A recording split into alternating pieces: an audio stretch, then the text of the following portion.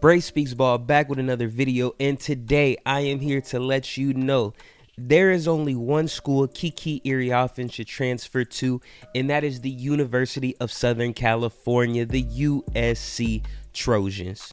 So if you've been living under a rock and you don't know Kiki, let me put you on. Kiki is a 6'3" power forward that spent her last season at Stanford. She is the best power forward in the country. Not only is she the best power forward, but she also won the award for the most improved player of the year.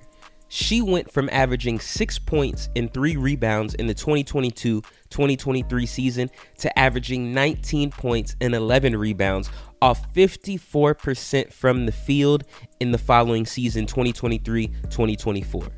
She has entered the transfer portal. There's probably a bunch of different reasons why. Some of them might include Tara Vanderveer, the legendary Stanford coach, retiring, Cameron Brink not using her last year of eligibility and going to the WNBA. There's a lot of possibilities, but she did enter the transfer portal with a do not contact tag. So what that means is she doesn't want other coaches to contact her. That could be because she's either made her decision of what school she wants to go to, or she's just narrowed it down to her top 3, top 2, and she wants to contact those coaches on her own and then figure it out from there. To me, it's obvious she's going to USC, and there's various reasons I think she's going to go to USC. Number one, she's from California, so USC is close to home. To me, her being from California and her expressing previously she wants to stay close to home, that only really leaves two schools. It's USC or UCLA. UCLA already have Lauren Betts, a powerful center.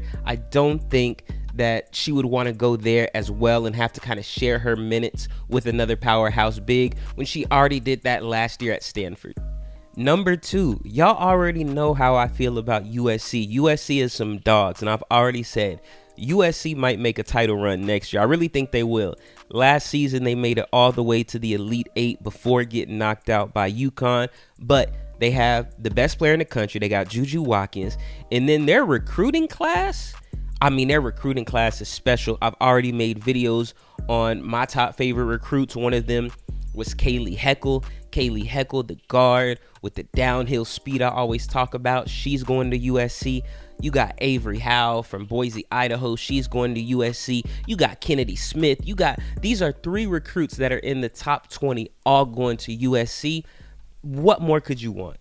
So let's get to my favorite part and analyze some basketball. So we're going to start off with this game against Cal in the Pac-10 tournament. She went 28 points and 18 rebounds, which is just a great stat line all around. But it's not even her best one. We're going to get to the best one later. So her bread and butter is receiving the ball in the post with her back to the basket, squaring up, and then hitting that mid-range jumper. That's her bread and butter. I'm going to show a lot of those throughout this video, and she is automatic when she does that. So let's break this down. She goes for the bucket. She sees the defense collapse for the double team, gets the ball again, squares up, boom, easy, confident. She does this so many times a game, and I just love it because it's so smooth, and you can tell that she does this in training over and over and over again to the point where it's automatic. So here's another one. Keep in mind, this is 1 minute later, so it's not like she can't keep doing this. She gets it again, receives it, squares up, boom, automatic. That's a tough spot for the defense because when a big squares up like that, who's athletic like Kiki, there's a lot of things they can do.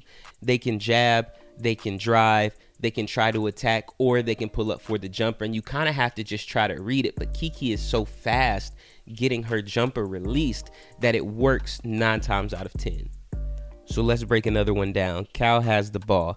Kiki closes out. Great closeout. Keeps her hand up, and now they have a 2-on-1 fast break.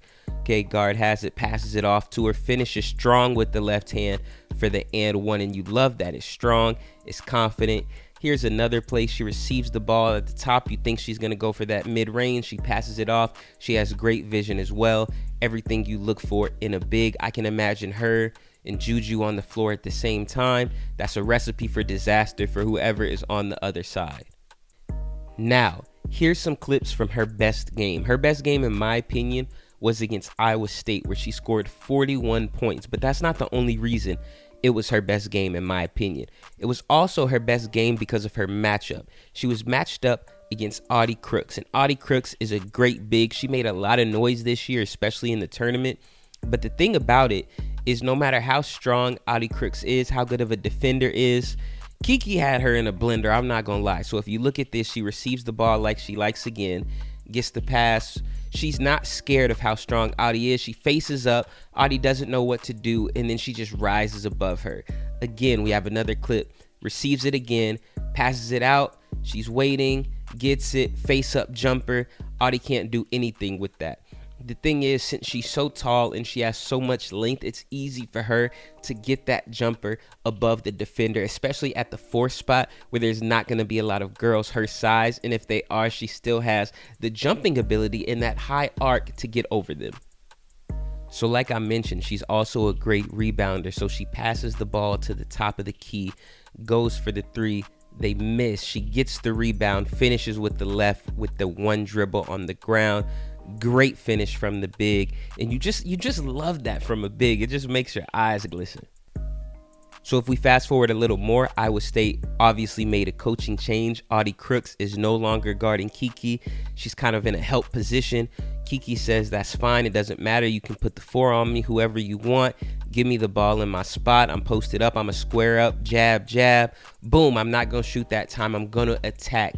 And that is the versatility you want, because a lot of times you know she's gonna go for that face up jumper, which makes it so much easier to get that pump fake off. She goes for the pump fake after the jab, and boom, attacks, finishes with the right. She can finish on both sides of the hoop. You love it. All in all, Kiki is my favorite player in the transfer portal still left. She has until May 1st to make her decision, so I know it's going to be coming soon.